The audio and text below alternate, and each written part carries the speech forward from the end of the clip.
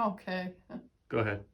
Hi, I'm Sue Way. I'm archivist for the Coventry Historical Society, and we're at the Strong Porter Museum in the Caprilands exhibit. And now we want to tell you a little bit about what we have here. We were asked to clean out the house before it needed to be sold, and really most of what you see in the room came from the Caprilands house or barn or greenhouses. On this wall we tried to tell some of Adelma's life story. We found many great pictures. A lot of the paperwork was left behind by the auctioneer, so that was a lucky thing for us. There were 2 closets full of her outfits. These old trunks and so on with steamer stickers on them. You know, when she was a young woman, she was traveling for the Steigers as a buyer for Steiger's department stores. And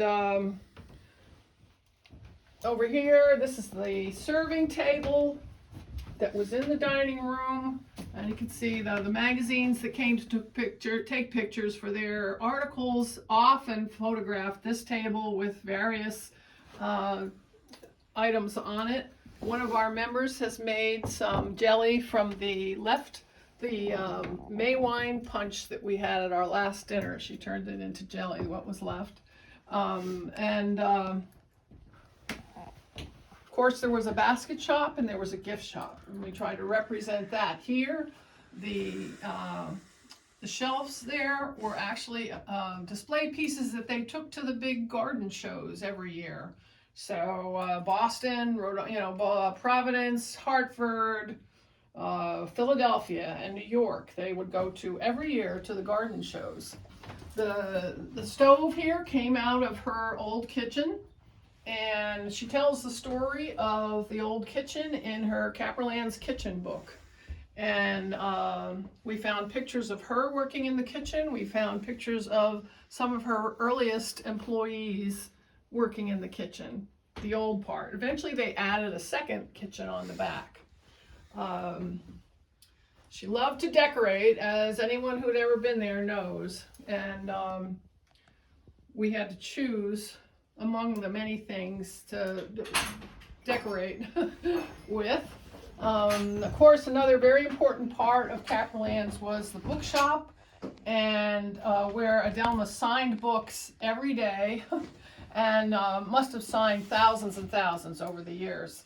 This was one of the chairs she would sit in. This she called her grandfather's chair.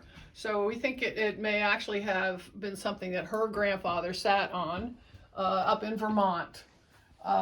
It was loaned back to us by Erica Pagliuco for the exhibit. She bought it at the auction. The desk came out of the bookshop, and of course she was always surrounded by books.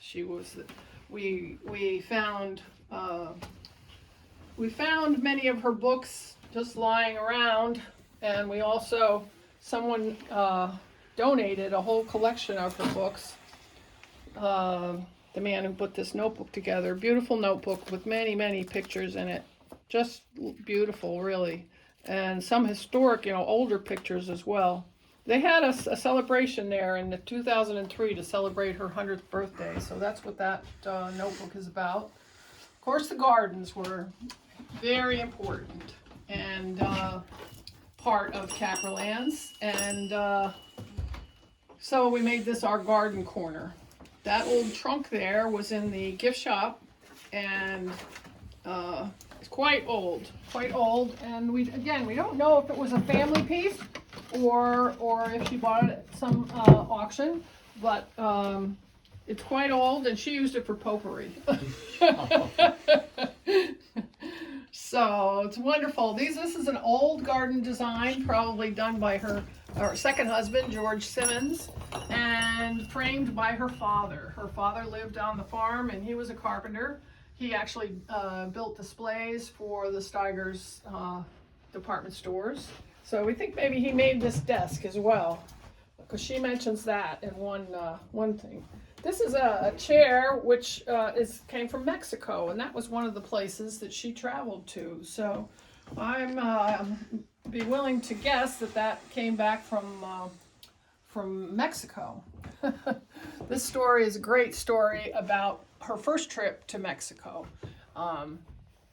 Just fascinating. She first thing that happened to her when she was on that trip is that her purse was stolen. And then you start to realize, well, she says, yeah, you couldn't buy the crafts that she was looking for in the city, in Mexico City. You had to go out to the villages. Now, how did you get there? On donkeys. I tell my visitors that, and then I say, then I try to imagine my own grandmothers riding on donkeys through the hills of Mexico, and I'm not seeing it, you know. She was intrepid. She was, you know, she was traveling by herself, you know, alone, really. I think she met George on a trip, but other than that, she was by herself. George? On board one of the liners, I think, because he was traveling as a engineer for Hamilton Standard. I see. So that's we have that information from somewhere. Yeah. So what else can I tell you? I think that's good.